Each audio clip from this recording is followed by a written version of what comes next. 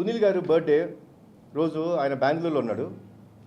ఉన్నప్పుడు like you know he was all alone. ఎందుకంటే re recording జరుగుతుంది, మన అజనీష్ గారు మాకు ఇమీడియట్ అవుట్పుట్స్ ఇవ్వాలి, 18th డేట్ ఫిక్స్ అయిపోయాం.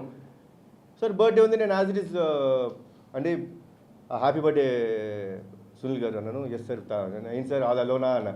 పర్లేదు సార్, వర్క్ జరుగుతుంది కదా అన్నారు. సార్ అలా సాయంత్రం అయింది. సాయంత్రం 5ంటికి ఫోన్ చేసి అశోక్ గారికి, ఏదో చిన్న పని ఉండే, అశోక్ గారు ఎక్కడున్నారు మీరు? సార్ ఇప్పుడే బెంగళూరు ఎయిర్పోర్ట్లో ల్యాండ్ అయ్యాను సార్. అసలు మీకు బెంగళూరులో పని ఏంటండి? లేదు సార్, ఇదండి this is what is the emotion of every one.